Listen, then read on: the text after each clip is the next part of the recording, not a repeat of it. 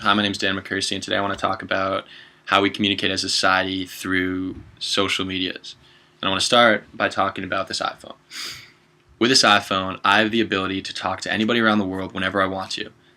I can use Facebook, I can text, I can email, I can send Snapchats, I can tweet. I can use these social medias that are easily accessible on my phone to talk to anybody around the world. And this is an incredible thing. And this is so new and so recent that people around the world are discovering new things about each other just because of these new social medias. The problem with these social medias is we're not using them in the correct way. Instead of talking to people that we may or may not see every year or every month, we're using them to talk to people we see every single day. And within a university, within Syracuse University, we see this constantly, especially in my own life. I text people that I see every day, all day, and it's making it so that communication within people-to-people contact, and when I see a person in real life, it's making it different to talk to them. It's making it different to interact with a person on a personal level. Because we have this new ability, and this new ability behind a screen to create who we want to be. When we text, or when we Facebook, or when we Snapchat, we have the ability to edit what we want the person receiving this message to see us as. We have the ability to delete, to rewrite, to edit, to do whatever we want to make it sound like something that we want to sound like. And when you're in a person-to-person interaction, you don't have that ability. You're a real person. You're able to talk and flow, and whatever comes to your mind is what comes out of your mouth. And you're having a human-to-human interaction with error and with mistakes. But when you're texting, if you make an error or you make a mistake, you're perceived as what is now known as a bad texter. And bad texters and good texters are a common occurrence and a common terms used to describe people. If you just met some person at, let's say, a party or on the street or in class, and you get their phone number and you text them, if they come off as a bad texter or they text funny in your eyes, that's a judgment you're making about somebody based on what they write on a screen. And in a lot of cases, that person will stop talking to whoever he or she was texting because of how they perceive their texting. This is becoming so common that we no longer want to get to know people.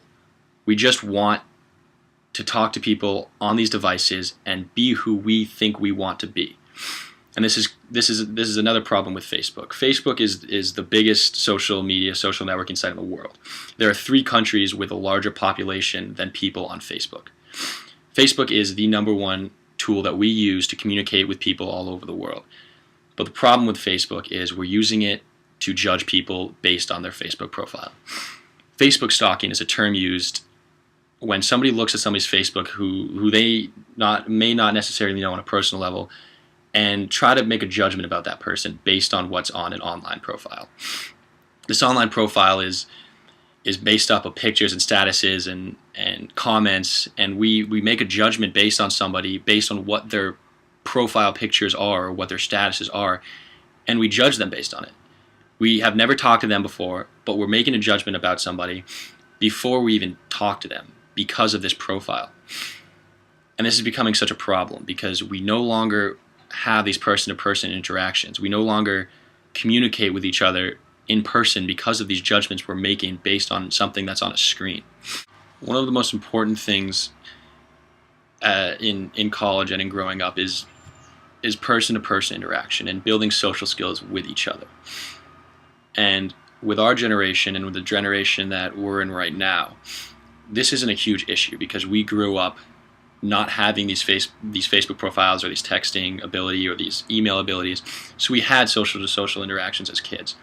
But the biggest problem we're seeing is the kids in this new generation who have Facebook profiles at the age of 8, who have phones that text at the age of 7. And they're no longer communicating person to person. They're communicating online over a screen, and that's all they're going to know. During their development years, all they're going to know is who they are on a screen and how to talk to people on a screen.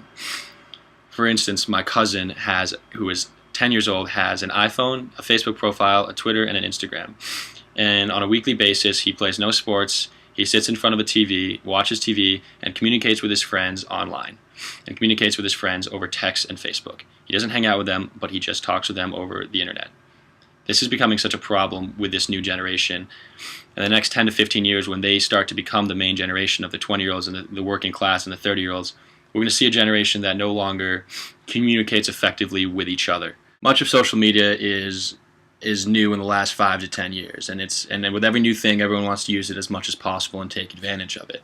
And hopefully, in the future, we can learn to balance the relationship between personal interactions and interactions online, and maintain a good relationship between the two. Because if we can use social media as a great tool to communicate with people we may or may not see every once in a while, and we can keep most of our conversations with people we see every day in person.